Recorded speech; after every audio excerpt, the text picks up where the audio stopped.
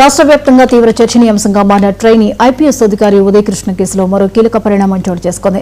ఈ కేసులో పోలీసులు ఆయనపై మరిన్ని కఠిన సెక్షన్లను నమోదు చేశారు. బాధితురాలిని లోతుగా విచారించి ఆమె ఇచ్చిన వాంగ్మూలం ఆధారంగా ఉదయకృష్ణపై భారతీయ న్యాయ సంహిత ప్రకారం 109 అలాగే 64 సెక్షన్ల కింద అదనపు కేసులు నమోదు చేశారు.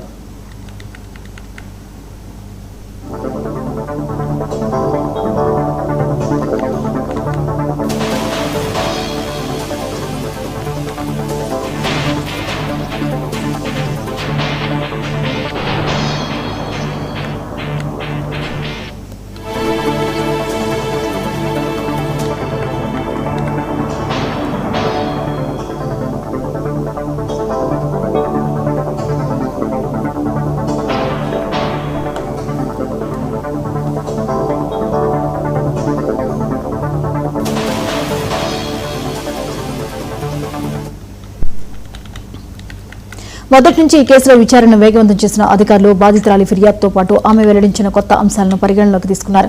ట్రైనీ ఐపీఎస్ హోదాలో ఉన్న వ్యక్తిపై ఇలాంటి తీవ్రమైన ఆరోపణలు రావడం, దానికి తోడు కొత్త సెక్షన్లు నమోదు కావడంతో ఈ వ్యవహారం పోలీసు వర్గాలను, రాజకీయ వర్గాలను పెద్ద ఎత్తున కలకలం రేపుతోంది.